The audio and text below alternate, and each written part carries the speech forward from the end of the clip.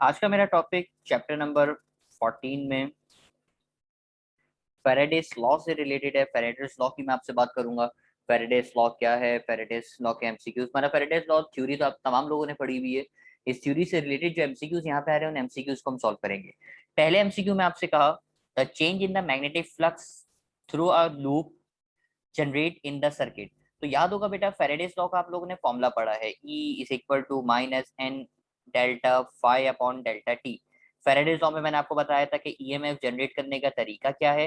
बेटा तरीका ये है कि अगर किसी भी कॉइल में आप फ्लक्स को चेंज करोगे, ये कहलाते हैं ना rate of change of flux. यानी किसी भी कॉइल में बेटा अगर आप फ्लक्स को क्या करोगे, चेंज करोगे, किसी भी कॉइल में फ्लक्स को चेंज करोगे तो जो चीज जनरेट होती है वो जनरेट क्या होता है, ईएमएफ जनरेट होता है। तो करेक्ट आंसर देख लो बेटा क्या है। उसने कहा ना कि चेंज इन मैग्नेटिक फ्लक्स, अगर आप मैग्नेटिक फ्लक्स को चेंज करोगे किसी भी कॉइल के अंदर तो उसके अंदर जो चीज जनरेट होगी वो क्या है, इंड्यूस ईएमएफ। और इंड्यूस का मतलब मैं आपको पहले ही बता चुका हूँ बेटा, इंड्यूस का मतलब होता है किसी भी चीज का जनरेट होना, आना, इस चीज को आप इंड्यूस बोलते हो।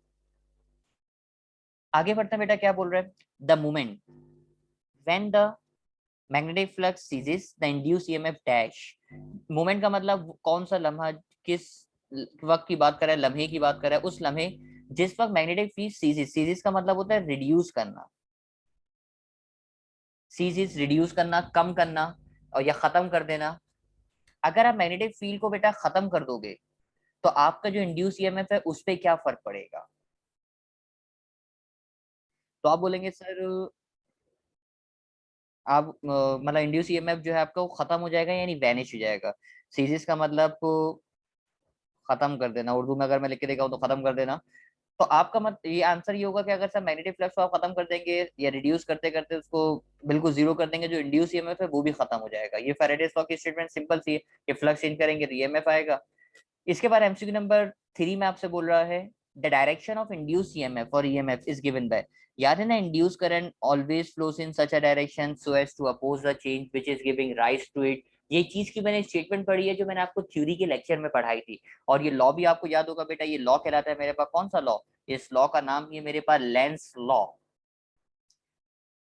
यानी इंड्यूस करंट हमेशा ऐसी डायरेक्शन में फ्लो करता है कि जो ईएमएफ जनरेट करने की वजह बनता है उसको क्या करता है, अपोज करता है। बड़े डेप्थ में मैंने आपको समझाया था, तो मेरा नहीं ख्याल मुझे अभी यहाँ दोबारा समझाने की आपको जरूरत है। सिर्फ एमसीक्यू को आपको ओवरव्यू कर दिया मैंने आपको कि आपको थोड़ा सा आइडिया हो जाए कि करेक्ट आंसर जिनको नहीं आता उनको पता चल जाए।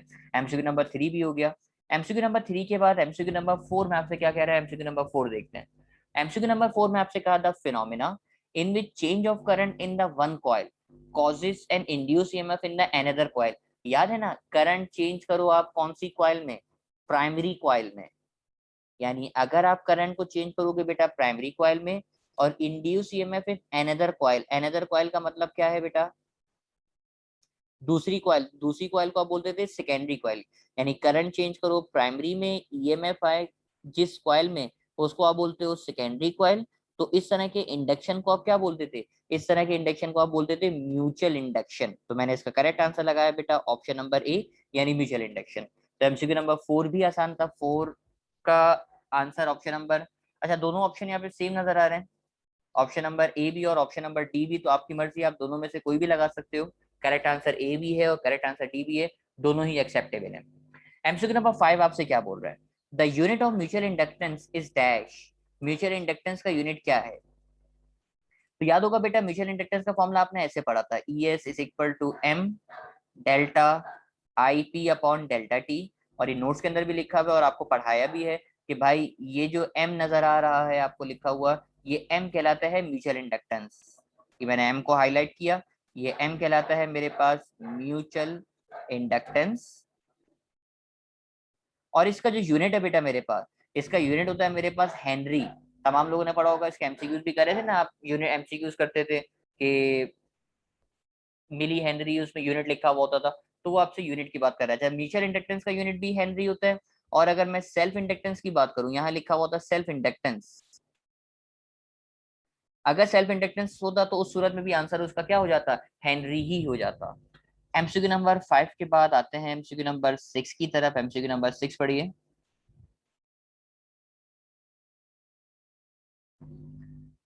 एमसीक्यू नंबर 6 में उसने बोला, to coils placed one above the other have a mutual inductance of 0.5 Henry. Mutual inductance का मतलब वो आपको given कर रहा है M.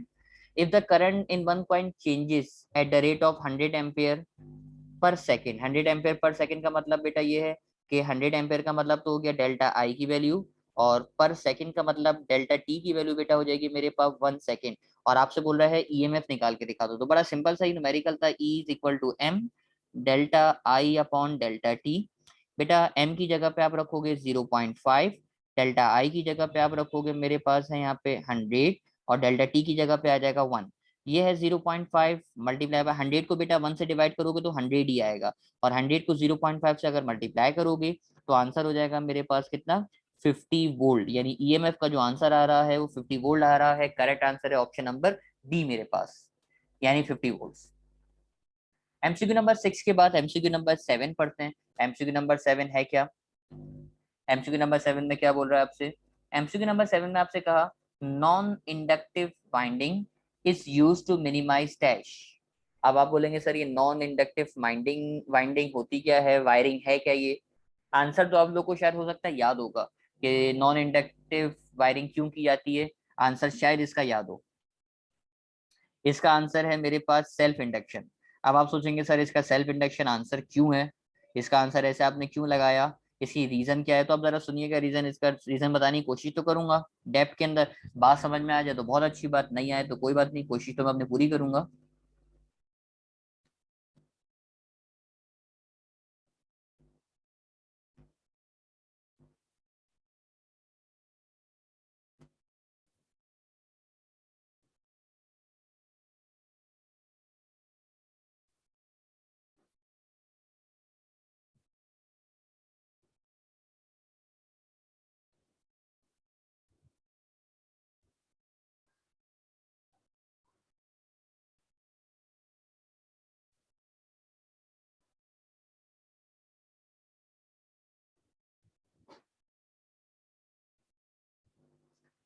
ओके, मैंने आपके सामने बेटा एक कॉइल बनाई, इस कॉइल के ऊपर मैंने एक वायर को वाउंड किया हुआ है। अच्छा, एक डॉटेड लाइन जो नजर आ रही है ना, डॉटेड लाइन का मतलब ये कि वायर इसके पीछे से गुजर के जा रहा है। जो आपको नजर आ रहा है वो फ्रंट वाली लाइन है जो सामने की तरफ होगा, और जो पीछे की तरफ होगा वो मैंने यहाँ पे डॉटेड से शो कर दिया। अब होता क्या है कि आप काम क्या करते हो बेटा, इसके ऊपर जब वायरिंग करते हो, इस वायरिंग के साथ साथ आपने काम क्या करना होता है, वो काम मैं आपको बताऊं। आप ये होशियारी करते हो बेटा कि इस वायर के साथ आपने कनेक्शन करते हो और ये वायर दोबारा गुजारते हो, इस तरीके से मैं बना के दिखा रहा हूँ, जरा देखिएगा, रेड कलर से बना रहा हूँ।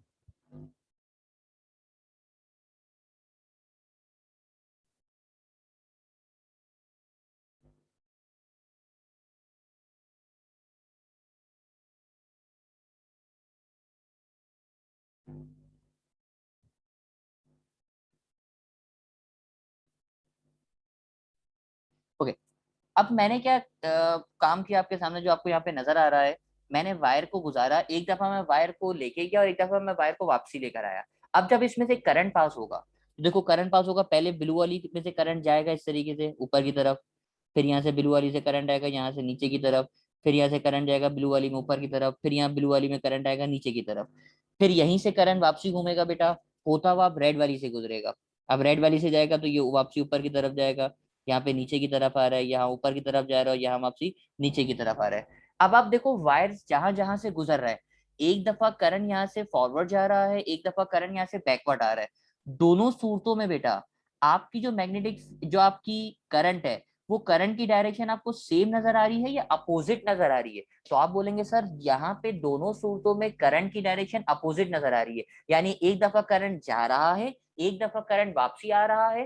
तो आप एक बात पे गौर करो, जैसे करंट की डायरेक्शन चेंज करते हो तो मैग्नेटिक फील्ड की भी डायरेक्शन चेंज हो जाती है, यानी दोनों की दोनों मैग्नेटिक फील्ड एक दूसरे के इफेक्ट को कैंसिल कर देंगे, और जब एक दूसरे के इफेक्ट को कैंसिल करेंगे तो बेटा वो सेल्फ इंडक्टेंस प्रोड्यूस नहीं करेगा, यानी कोई मैग्नेटिक फील्ड नहीं होगी तो मैग्नेटिक फ्लक्स नहीं होगा, मैग्नेटिक फ्लक्स नहीं होगा तो ईएमएफ नहीं आएगा, यानी सेल्फ इंडक्टेंस नहीं होगी। तो ये इसका रीजन है। ये जो वायरिंग है ये वायरिंग कहलाती है नॉन इंडक्टिव वायरिंग। ये आप लोगों ने पढ़ी तो नहीं है, आप लोग के मतलब कोर्स की अगर मैं बात करूं पेपर में शायद इस तरह की ना डायग्राम बनाने को आती है, ना इस तरह का कोई सवाल मैंने आपको पढ़ा, लेकिन बुक में लिखा हुआ है इसके बारे में, एमसीक्यू आता है कि नॉन इंडक्टिव वायरिंग है क्या। तो नॉन इंडक्टिव वायरिंग ऐसी वायरिंग होती है कि जो एक दफा आपने फॉरवर्ड की हुई हो और एक दफा आपने बैकवर्ड की हुई हो, यानी एक दफा आप आगे की तरफ लेके जाओ, एक दफा इसको आप वापसी एक दफा उसको पीछे की तरफ लेकर आओ, ताकि एक दफा करंट फॉरवर्ड जाए, एक दफा करंट बैकवर्ड है, और दोनों दूसरे के इफेक्ट को कैंसिल कर दो। जब इफेक्ट को कैंसिल करेंगे तो वो सेल्फ इंडक्टेंस प्रोड्यूस नहीं करेगा। ये कॉन्सेप्ट है नॉन इंडक्टिव वायरिंग का। तो एमसीक्यू नंबर 7 भी उम्मीद करते हैं कि आपको क्लियर हो गया होगा। एमसीक्यू नंबर 7 के बाद आते हैं एमसीक्यू नंबर 8 की तरफ। एमसीक्यू नंबर 8 में आपसे कहा the phenomena of producing EMF in the coil itself due to the varying current. तो बेटा ये तो बड़ा आसान सा एमसीक्यू है कि जिस कॉइल में आप करंट चेंज करो उसी कॉइल में ईएमएफ आ जाए। याद है ना आपको मैंने बताया था कि जिस कॉइल में करंट चेंज कर रहे हो उसी कॉइल में ईएमएफ आ जाए। इस तरह के इंडक्शन को आप बोलते हो कौन सी इंडक्शन, सेल्फ इंडक्शन। तो ये सेल्फ इंडक्शन की सिंपल सी एक डेफिनेशन है जो यहाँ पे आपको एक्सप्लेन की जा रही है। एमसीक्यू नंबर 8 के बाद तो आगे MCQ number 9, which of the following is satisfied by the Lenz law. तो याद होगा बेटा लेंस लॉ जो है आपका law of conservation of energy के मुताबिक है, यानी law of conservation of energy को फॉलो कर रहा है। ये स्टेटमेंट में भी लिखा हुआ है आपकी लेंस लॉ की। एमसीक्यू नंबर 9 भी आसान था। एमसीक्यू नंबर 9 के बाद MCQ number 12, steady current passing through a conductor produces dash. Steady current अगर आप पास करोगे तो वो क्या प्रोड्यूस करेगा। तो ये बात मैं आपको कल भी सिखा रहा था, कल से पूरा लास्ट लेक्चर जब आपका हुआ है उस लेक्चर में भी मैंने आपको बताया है। चार्ज आपका रेस्ट पे होगा या मोशन में होगा।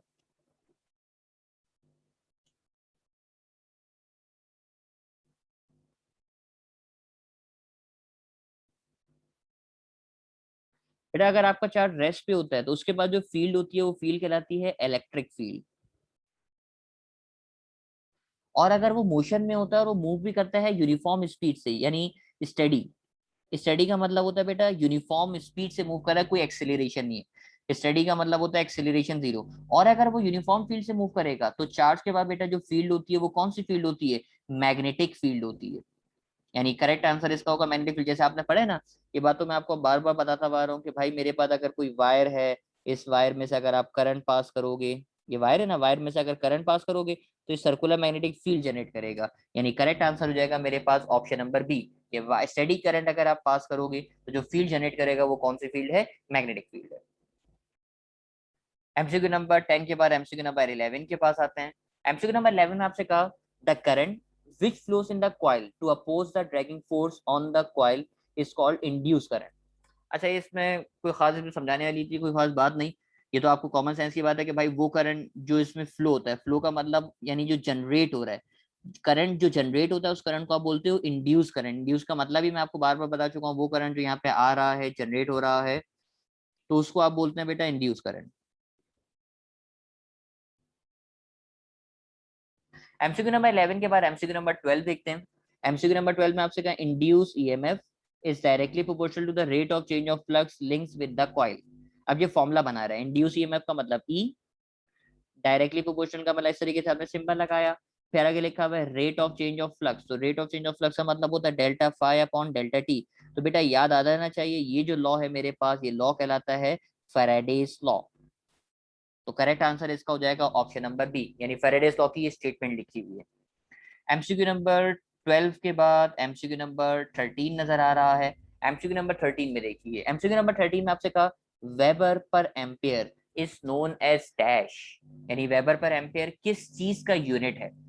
अब यूनिट निकालना आपको सीखना है, यूनिट आपको निकालने को कह रहा है, किस तरीके से आप यूनिट निकालोगे मैं आपको सिखाता हूँ।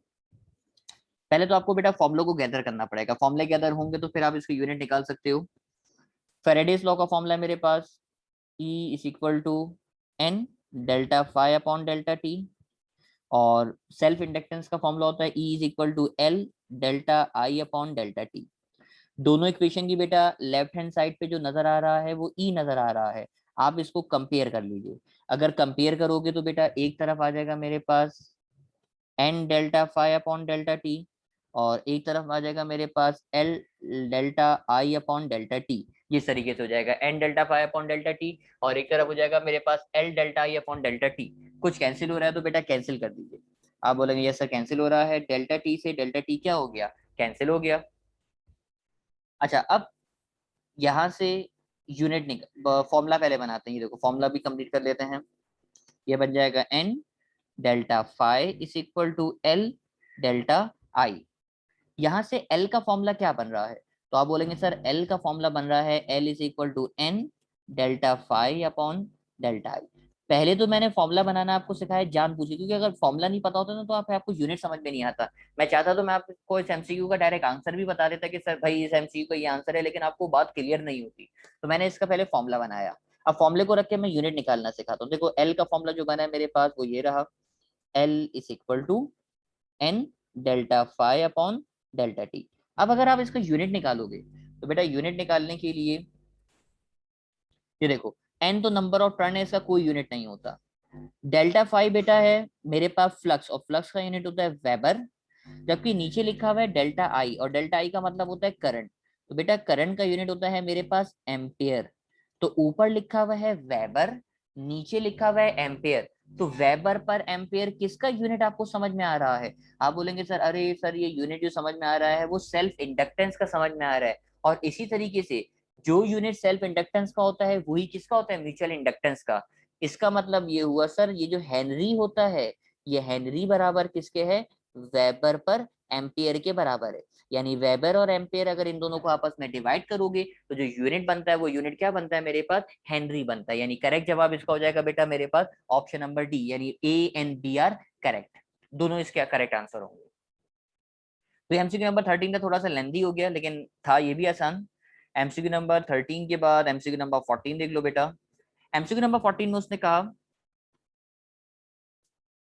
Self inductance of the coil increases if the increase, अगर आप किस चीज को इंक्रीज करोगे तो सेल्फ इंडक्टेंस का फॉर्मूला होता है E is equal to L delta I upon, चलो ये फॉर्मूला बल्कि डायरेक्ट यहाँ ऊपर ही लिखा हुआ है एल का, तो अच्छा हो गया फॉर्मूला आपको एक ही जगह लिखा हुआ मिल जाएगा। एल का बेटा फॉर्मूला ऊपर लिखा हुआ है ना, इसी फॉर्मूला को मैं यहाँ नीचे लिख लेता हूँ। ये देखो एल का फॉर्मूला बन रहा है L is equal to N delta phi upon delta T. बेटा सेल्फ इंडक्टेंस बढ़ेगी अगर आप क्या क्या बढ़ाओगे? अगर नंबर ऑफ टर्न्स बढ़ाओगे, मैग्नेटिक फ्लक्स बढ़ाओगे, और नीचे लिखा हुआ है डेल्टा आई, डेल्टा आई का मतलब करंट, यानी करंट को क्या करोगे? कम करोगे। अब करेक्ट आंसर देखो कि सेल्फ इंडक्टेंस बढ़ेगी अगर क्या बढ़ाओगे? सर मैग्नेटिक फ्लक्स बढ़ाएंगे, नंबर ऑफ टर्न्स बढ़ाएंगे, दोनों चीजों को बढ़ाएंगे ना। जबकि कम करंट करंट को तो आप कम करोगे, जबकि उसने जो बात करी वो इंक्रीज की बात करी, बढ़ाने की बात करी। तो बढ़ाने वाली चीजें दो ही हैं, या तो नंबर ऑफ टर्न्स या फिर मैग्नेटिक फ्लक्स, जबकि उसने करंट को कम करने को कहा है। तो करेक्ट आंसर बेटा हो जाएगा A and B are correct, यानी both A and B are the correct answer of the MCQ number 14। After that MCQ number 14 के बाद एमसीक्यू नंबर 15 पढ़ लो बेटा। When in mutual induction, change of magnetic flux in the secondary coil is increased, then mutual inductance between the coils will be dash।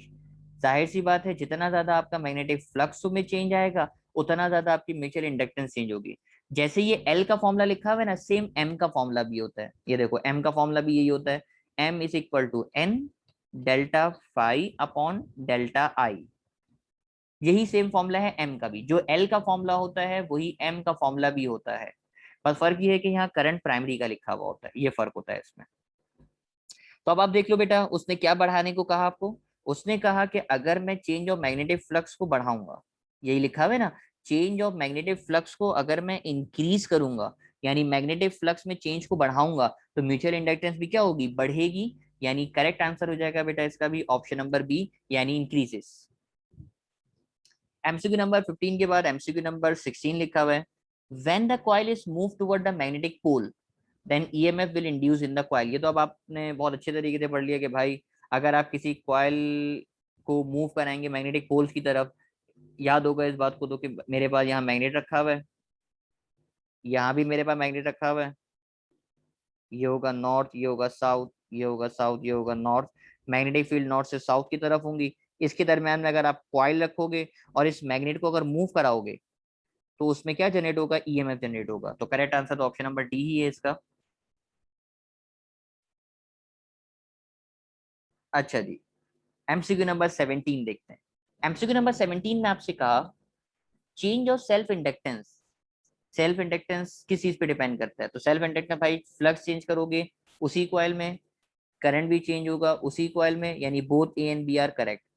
अब मेरे ख्याल में self inductance तो आपको याद हो गया होगा। सेल्फ इंडक्टेंस क्या था? सेल्फ इंडक्टेंस का फॉर्मूला है ना, E is equal to L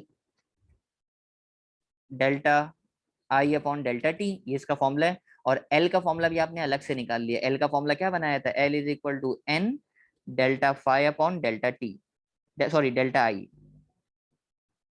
यानी अगर आप फ्लक्स चेंज करोगे तो सेल्फ इंडक्टेंस चेंज होगी, करंट चेंज करोगे तो सेल्फ इंडक्टेंस चेंज होगी। यानी करेक्ट आंसर होगा बेटा both A and B are correct. MCQ number 17 का आंसर हो जाएगा ऑप्शन नंबर डी।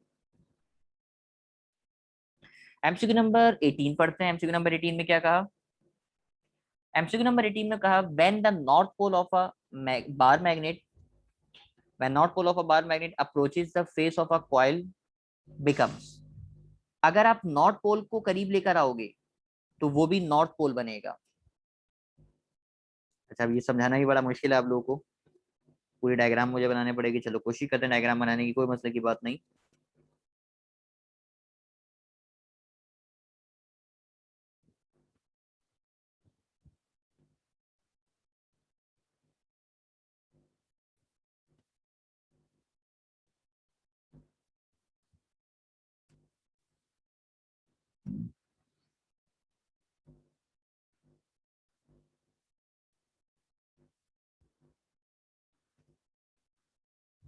बेटा आपके पास ये जो मैग्नेट कॉइल रखी हुई है, अब इस मैग्नेट को अगर आप करीब लेकर आओगे, यानी नॉर्थ फेस को करीब लेकर आओगे, तो यहाँ पे भी जो फेस बनता है ये नॉर्थ फेस ही बनता है, यानी इसको अपोज करेगा, रोकेगा, करीब आने से रोकेगा। यानी अगर आप नॉर्थ को करीब लेकर आओगे तो यहाँ भी नॉर्थ बनेगा, क्योंकि नॉर्थ नॉर्थ को रिपेल करता है। करीब लेकर आओगे तो नॉर्थ बनेगा, और अगर इसी को दूर लेके जाओगे तो दूर लेके जाने से इसको रोकने के लिए साउथ बनेगा, क्योंकि साउथ नॉर्थ को क्या करेगा? अट्रैक्ट करेगा। तो ये इसका केस है कि अगर करीब लेकर आओगे तो सेम फेज बनेगा, दूर लेके जाओगे तो अपोजिट फेज बनेगा। मैं लिख भी देता हूँ आसान करके, ताकि एमसीक्यू में तुक्का लगाने में आसानी हो आपको। अगर करीब लेके जाओगे तो सेम फेज बनेगा, नॉर्थ है तो नॉर्थ ही बनेगा, और अगर दूर लेके जाओगे तो अपोजिट फेज बनेगा, यानी नॉर्थ है तो साउथ बन जाएगा, साउथ है तो नॉर्थ बन जाएगा। तो करेक्ट आंसर बेटा, क्योंकि आप करीब लेके जा रहे हो, अप्रोच कर रहे हो, तो सेम फेज बनेगा। करीब लेकर आ रहे हो तो सेम फेज, नॉर्थ है तो कौन सा पोल बनेगा? नॉर्थ पोल ही बनेगा। तो करेक्ट आंसर हो जाएगा बेटा option number C. MCQ number 19 के बाद एमसीक्यू नंबर, सॉरी 18 के बाद 19 मौजूद है। Maximum resistance in an AC circuit is offered by, ये तो आप लोगों ने याद किया हुआ होगा, इलेक्ट्रोमैग्नेट कहलाता है। मैक्सिमम रेजिस्टेंस जो होती है जिस सर्किट के अंदर, वो इलेक्ट्रोमैग्नेटिक ऑफर करता है। एमसीक्यू नंबर 20 रिपीट हुआ है, ऐसा एमसीक्यू अभी दोबारा भी आया था, पहले भी आया था। The current produce by the by moving the coil of a wire across the magnetic field, इस करंट को आप क्या बोलते हो? इंड्यूस करंट, क्योंकि इंड्यूस का मतलब ही क्या होता है? जनरेट होना, यानी आना। तो आंसर हो जाएगा इसका option number D. MCQ number 20 के बाद एमसीक्यू नंबर 21 मौजूद है। बेटा 21 MCQ, henry is equivalent to dash. तो ऊपर मैंने लिखवा दिया था, ये एमसीक्यू तो बेटा याद होना चाहिए। अब ये देखो जल्दी से, मैंने यहाँ पे लिखवाया था आपको, कहा गया, कहाँ गया, ये लिखा हुआ बेटा हेनरी किसके बराबर लिखा हुआ है? तो आप बोलेंगे सर हेनरी बराबर लिखा हुआ है वेबर पर एम्पियर के। तो ये भी एमसीक्यू बड़ा आसान हो गया आपके लिए, यानी हेनरी बराबर है मेरे पास किसके? Weber per ampere, option number A. MCQ number 22 भी रिपीट हो रहा है। The current which flows in the coil to oppose the dragging force on the coil is called induce current. यानी फिर उसी करंट की बात कर रहे हैं कि जो करंट जनरेट हुआ है, यानी वो इंड्यूस करंट की बात कर रहा है। एमसीक्यू नंबर इसके बाद मौजूद है 23, 24, 25, लास्ट 3 एमसीक्यू से, जल्दी से इनको भी सॉल्व करते हैं।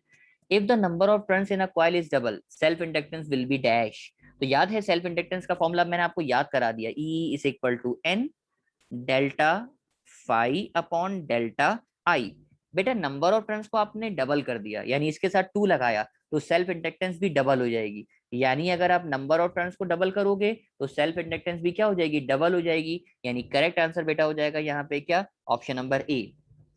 24 एमसीक्यू कितना आसान, the unit of self inductance is dash. तो आप बोलेंगे सर, अरे सर ये तो हेनरी इसका जवाब है, ऑप्शन नंबर डी। और लास्ट एमसीक्यू है मेरे पास, induce current always flows in such a direction so as to oppose the change which is giving rise to it. Lecture के स्टार्ट में ही ये मैंने आपको स्टेटमेंट पढ़ के दिखाई थी। बेटा ये जिस चीज की बात कर रहा है वो लॉ कौन सा है मेरे पास? लेंस लॉ है। तो यहाँ पहुंच के मेरे पास फेरेडेज लॉ के एमसीक्यूज भी खत्म हुए। इंशाल्लाह नेक्स्ट लेक्चर में इसके आगे के एमसीक्यूज की बात करेंगे।